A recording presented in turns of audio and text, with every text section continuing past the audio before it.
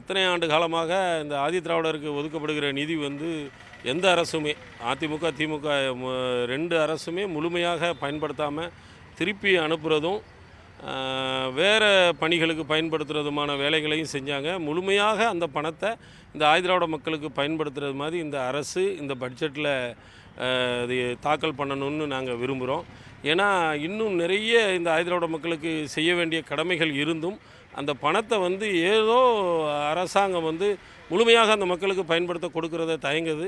அதாவது விளையாட்டுத்துறைக்கு கொஞ்சம் நிதி அதிகமாக ஒதுக்கினா பரவாயில்ல. ஏன்னு கேட்டால் இன்றைக்கி இளைஞர்கள் வந்து அதிகப்படியான இளைஞர்கள் வந்து போதை கலாச்சாரத்தை நோக்கி போயிட்டுருக்காங்க. அதை தடுக்கணும்னா பள்ளி பருவத்தில் இருந்து விளையாட்டுத்துறையில் அவர்களை ஊக்குவிச்சும் போது அவர்கள் வந்து அந்த துறைக்கு போகும்போது அந்த மாதிரி கெட்ட பழக்கத்துக்கு போக மாட்டாங்க, உடல் ஆரோக்கியமாக இருக்கும். மற்றபடி பார்த்தா விளையாட்டுத்துறையில் வந்து இடஒதுக்கீடு அதிகமாக இருக்குது, கவர்மெண்ட் வேலை வாய்ப்புகள் இருக்குது. அதை நோக்கி போகும்போது அவர்களை நன்றாக படிக்கிறதுக்கு வாய்ப்பு இருக்குது. அதனால் விளையாட்டுத்துறை மேம்படுறது நல்லாயிருக்கும். இளைஞர்களுக்கு வேலை வாய்ப்பை உருவாக்கக்கூடிய திட்டங்களை வந்து முதல்ல உருவாக்கணும். ரெண்டாவது வந்து முற்றிலுமாக விவசாய பணிகள் வந்து முற்றிலுமாக அழிஞ்சு வருது. அந்த விவசாய பணிகளை முன்னேற்றுவதற்கு இல்லைன்னா மேம்படுத்துவதற்கு ஏதாவது திட்டம் இருந்துச்சுன்னா இந்த அரசாங்கம் வந்து திட்டத்தை மேம்படுத்தணும். அது மட்டும் இல்லாமல் இன்றைக்கி நீரலைகள் வந்து கம்ப்ளீட்டாக வந்து கொலாப்ஸ் ஆகி போச்சு. குளங்கள் தூர்வாரல, குளங்கள் கொலாப்ஸ் ஆகி கிடக்கு. ஆறுகள் தூர்வாராமல் ஆறுகள் முற்றிலுமாக அழிந்து இருக்குது. அந்த நீர் வளத்தை பெருக்குவதற்கு அந்த 6 குளங்களை சீர்படுத்துவதற்கு திட்டங்களை வந்து கொண்டுட்டு வரணும். தமிழ்நாடு முழுவதும் ஸ்மார்ட் சிட்டியை அறிமுகப்படுத்தி விட்டன. ஆனால் பெரும்பாலான இடங்களில் பாதாள சாக்கடைகள் சரியாக செய்யவில்லை.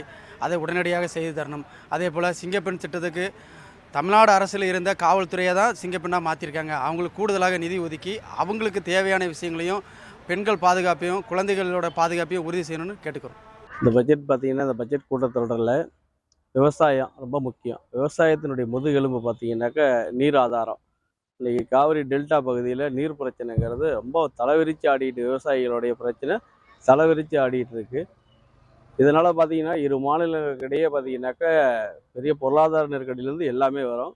மொத்தமாக மக்களினுடைய அத்தியாவசிய தேவைக்காக இந்த தாவேக்கா அரசாங்கம் கட்டாயம் தடுப்பு அணைகளை அதிகப்படுத்தினாக்கா நல்லா இருக்குன்னு சொல்லி கேட்டுக்கிறேன். விவசாயிகளுக்கு வந்து குறிப்பாக நிதி ஒதுக்கணும்.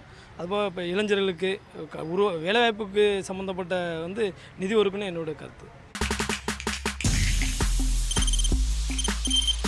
தவிர்க்க முடியாத தம்ப்நெயில்ஸ், கலக்கலான கண்டென்ட்ஸ், சினிமாவும் சீரியஸ் பிரச்சனைகளும், பல வருடங்கள் இடைவெளிக்கு பிறகு இந்த படத்துல ஒரு கலகலப்பும் கைகலப்பும்.